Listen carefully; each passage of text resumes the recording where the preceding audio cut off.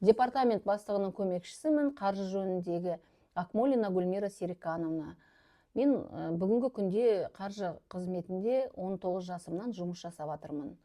Қазірге келгенде 30 жыл болды. Бұл жұмыс деген өте мұқиятты, қиын жұмыс. Бұл өте жауапкершілік жұмыс. Бұған адалдықпен, мұқияттықпен қарау керек.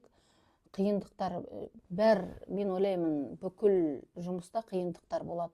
Бұл қиындықтарды төзе білу керек, шыдамды болып көру керек. Самое главное, бұл біздің салада жинақылық.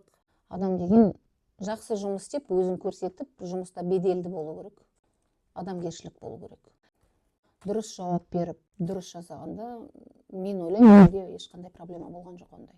Бүгінгі күнде бәрі орнымен 100% иіріледі.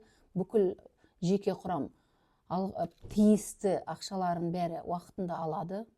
Жеке құрамға жеткізгердің алдында әр маман, әр начальник службы деп айтады ғой, өзі бірінші бәрін оқып, жеке құрамға жеткізу керек. Енді қаржы саладағыдалдың бәрлеріңді келе жатқан мейрамдарыңмен құттықтаймын. Зор денсаулық, өмірлеріңіз ұзақ болсын. Мерекелеріңізбен құттықтап отырып, денсаулық, қызметте табыс тілеймін. Отбасындарыңызға амандық тілеймін.